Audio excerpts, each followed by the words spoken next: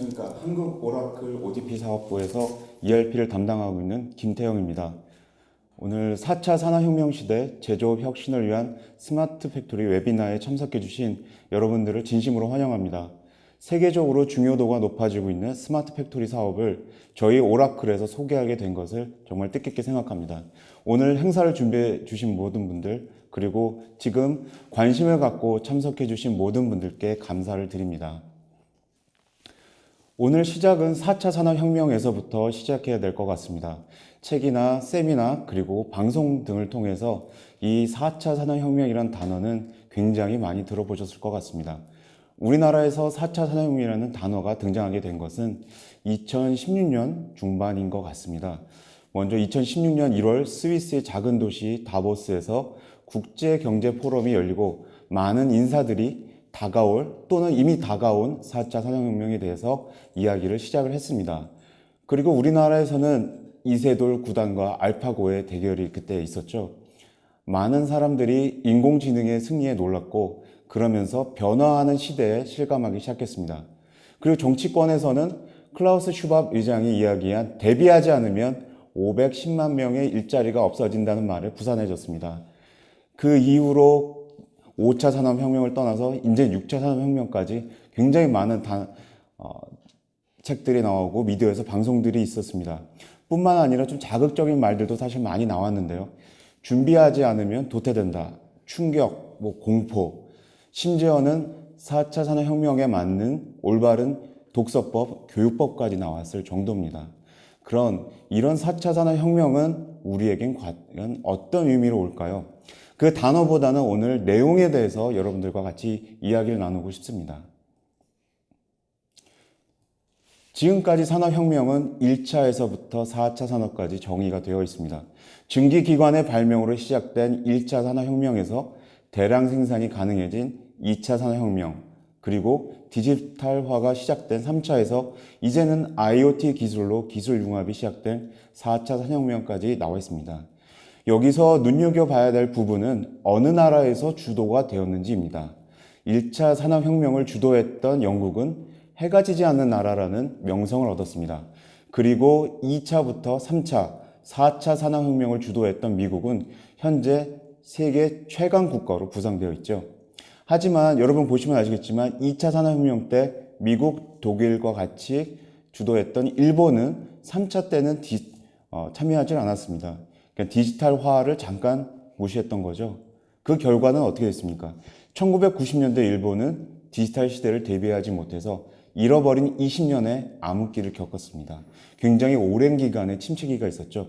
지금 4차 산업혁명 시대 때 다시 그 침체기를 극복해 나가려고 노력하지만 사실 3차까지 했다면 지금 일본도 미국과 마찬가지로 세계 최강 국가로 부상했는지도 모르겠습니다. 그럼 우리 정부는 어떻게 준비를 하고 있을까요? 현재 문재인 대통령 정부가 시작된 다음에 스마트 공장을 포함해서 총 15가지의 핵심 과제를 지정해서 정부가 육성하는 정책을 발표했습니다. 중소기업 벤처부뿐만 아니라 산업자원부 등의 각 부서가 이에 총력을 다하고 있고 지역 단위로 창조혁신센터를 중심으로 중소기업 지원에 많은 정책과 지원을 발표하게 되었습니다. 이렇게 상황이 빨리 변화하고 있고 정부에서도 굉장히 많은 노력을 기울이고 있습니다. 이렇게 빠르게 변화하는 현 시점의 상황이 과연 중소중견기업들에게는 기회일지 아니면 위기가 될지 그 점을 한번 생각해 봐야 될 시점이 아닌가 합니다. 저는 이 질문에 대한 답변을 자율주행혁명이라는 책을 쓴 호드 립슨 교수의 말을 인용을 해서 답변을 드리고 싶습니다. 호드 립슨 교수는 다음과 같은 말을 합니다. 아이디어와 창의성으로만 중소기업이 승부를 보던 시대는 끝났다. 대기업이 데이터와 기술을 독점하게 되면 중소기업은 단순한 아이디어만으로는 혁신이 어려워서 위기에 봉착하게 될 것이라는 이야기를 했습니다. 이 이야기는 과거에는 자본과 노동력이 우월한 대기업에게 유리했지만 4차 산업혁명 시대는 지식과 기술, 유연성과 민첩성이 기업 경쟁력의 핵심이라는 이야기로 볼 수가 있겠습니다. 여러분 아시겠지만 알리바바 그리고 우버와 에어비앤비 같은 디지털 플랫폼을 기반으로 민첩하게 시대의 변화를 주도한 신생 기업들이 커다란 대기업을 압도하는 사례를 쉽게 보실 수가 있었습니다. 이런 4차 산업혁명 시대에서는 이런 신생 기업들처럼 누가 먼저 퍼스트 무버가 되느냐가 굉장히 중요한 시점입니다. 이를 위해서는 기업의 체질을 변화시킬 수 있는 디지털화된 플랫폼이 가장 우선적이라고 볼 수가 있습니다.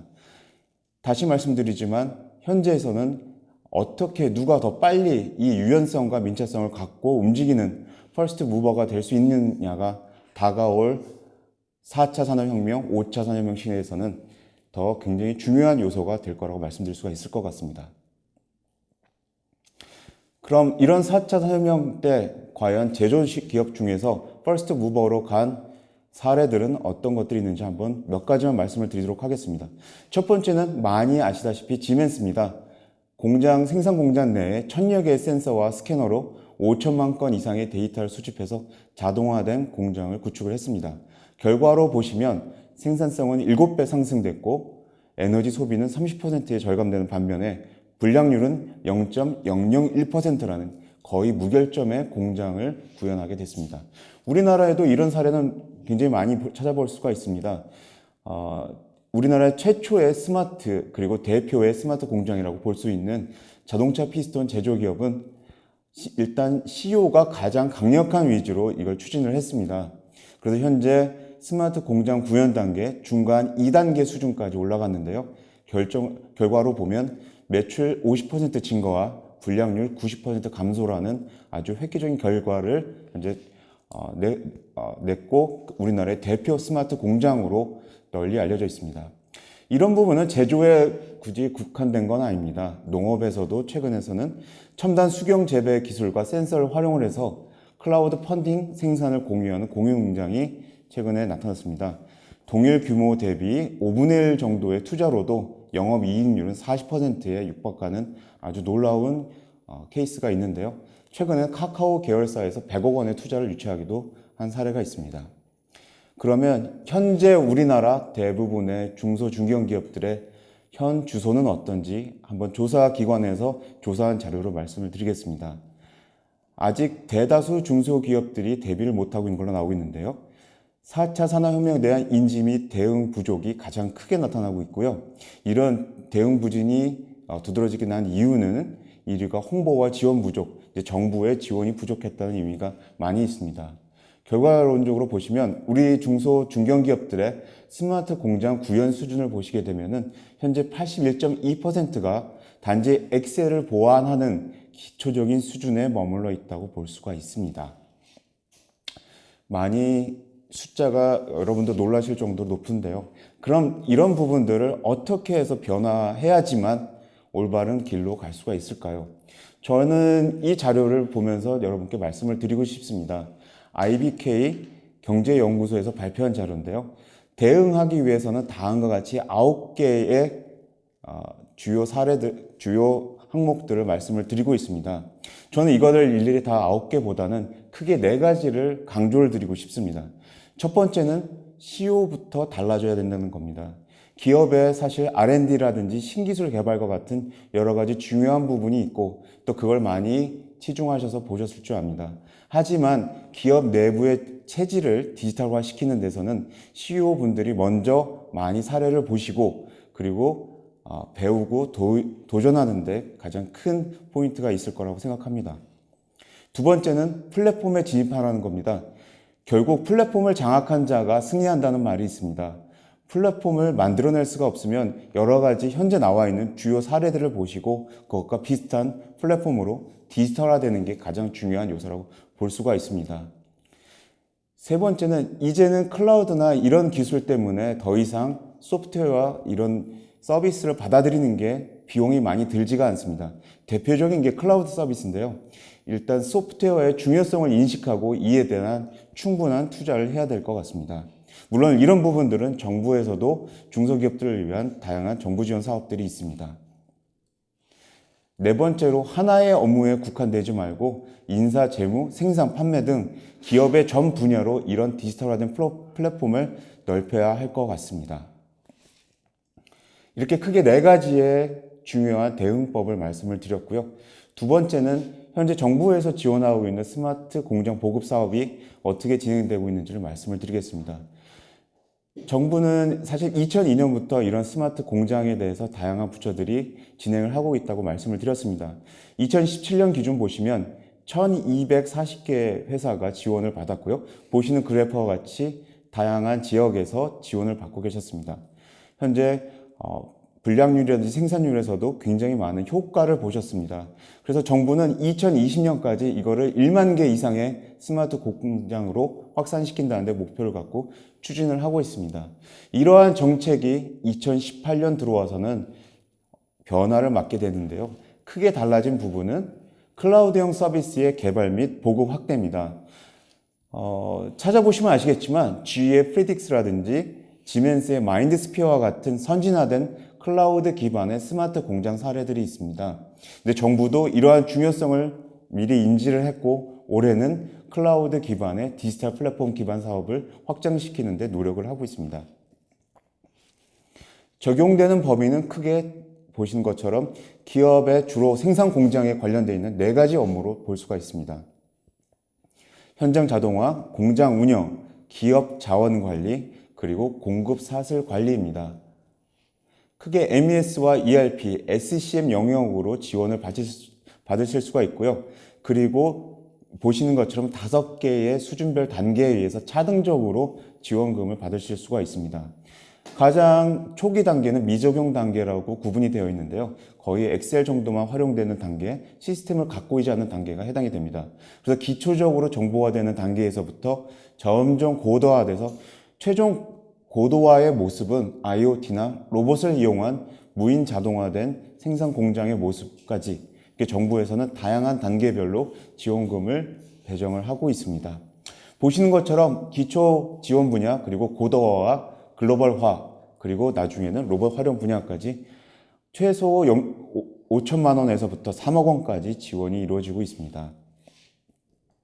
저희 오라클은 이런 적용 지원 범위 단계, 그리고 이런 앞서 나와 있는 5가지의 단계에 대해서 저희가 기초 단계, 중간 수준 단계, 고도화 단계 이런 패키지를 만들어서 프로모션을 준비를 했습니다.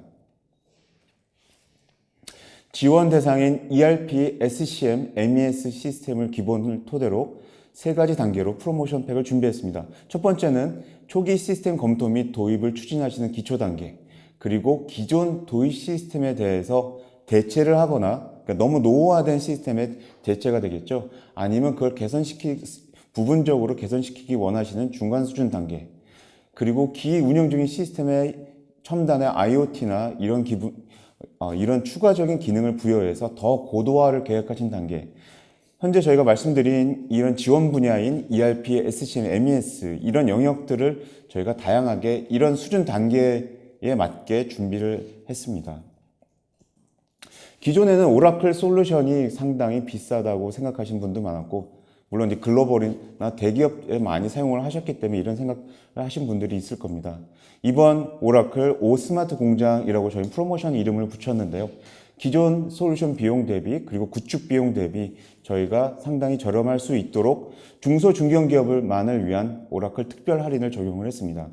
그리고 오라클에 서티파이드 된 파트너들을 위해서 똑같은 구축을 보다 더 저렴하고 더 빠르게 구축할 수 있도록 솔루션 팩을 준비했습니다. 여기에 아까 제가 설명드린 것처럼 정부 지원으로 전체 금액을 보다 더 저렴하게 적용을 받으실 수가 있게 되겠습니다. 이렇게 소개를 해드리면 제가 제일 많이 질문을 받았던 내용이, 그러면 기존 엔터프라이즈급의 오라클 솔루션 대비 뭔가 라이트한 새로운 버전이 만들어진 건 아닌가 라고 질문하셨는 분들도 있으셨는데요. 그런 건 아닙니다.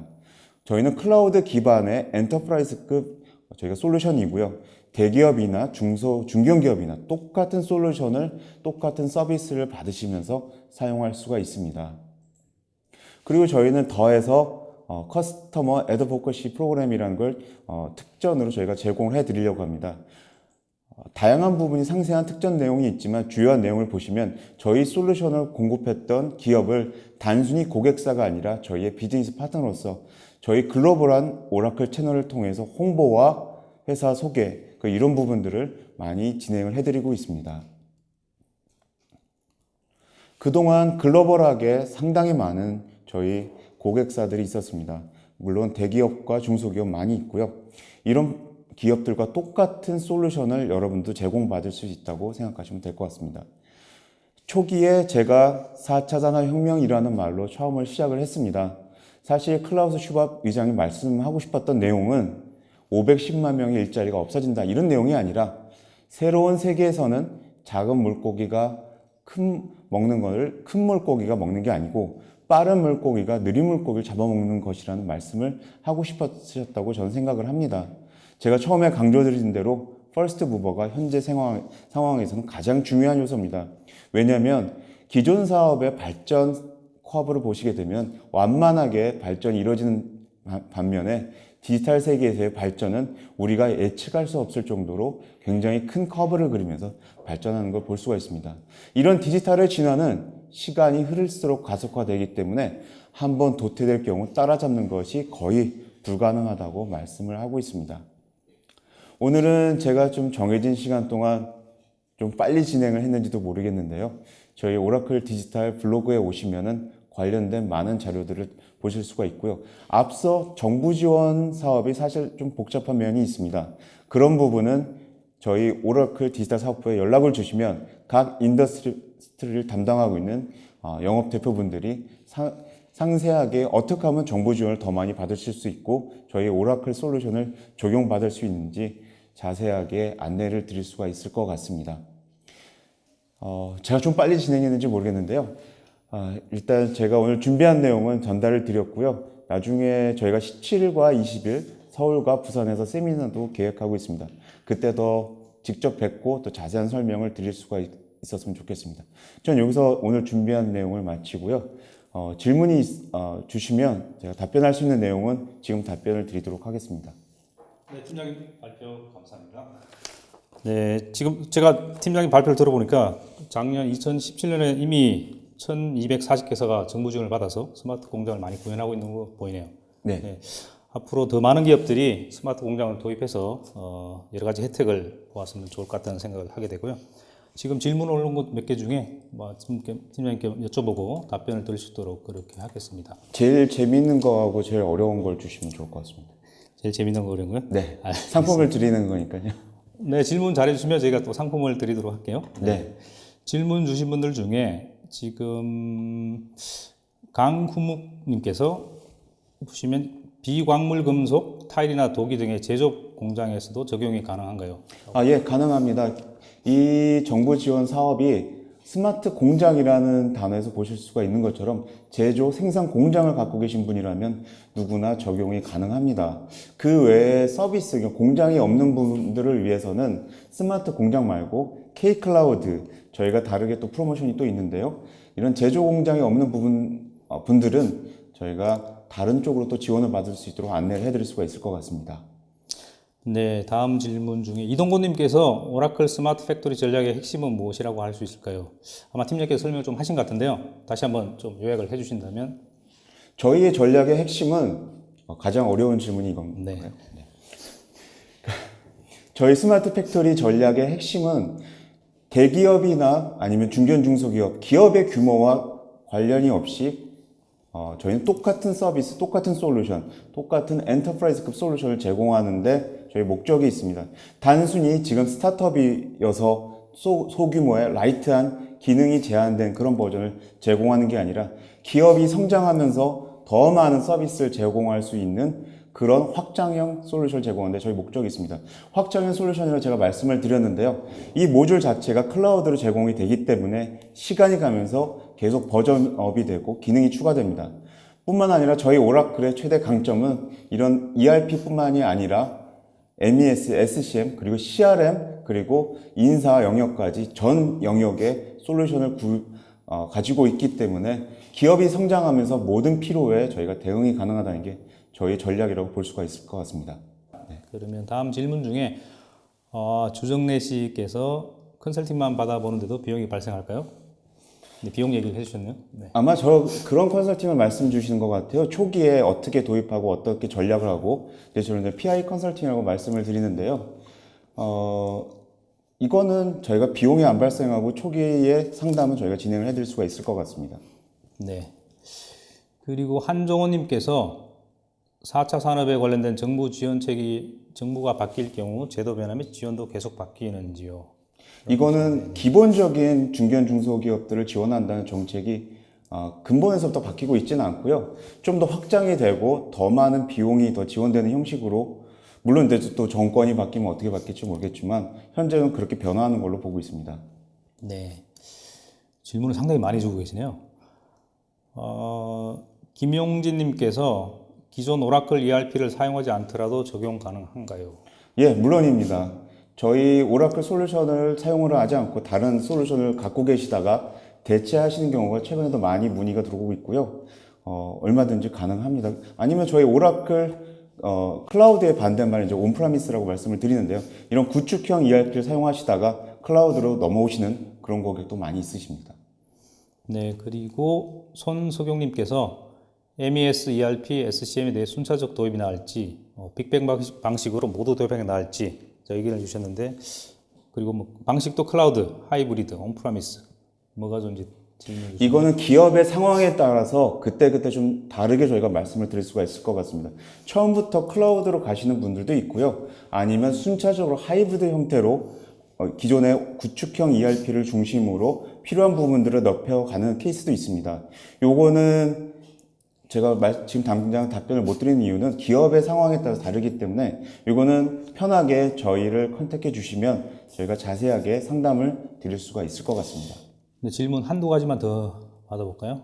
이동건님께서 재고의 수요 예측 기능도 포함되어 있나요? 예, 저런 수요 예측 SCM뿐만이 아니라 저희는 가장 오라클이 잘하는 부분이 데이터에 기반한 분석과 의사결정 부분입니다. 저런 시뮬레이션 같은 예측 기능도 마찬가지고요. 저런 부분도 저희가 가장 강점으로 말씀드릴 수가 있을 것 같습니다.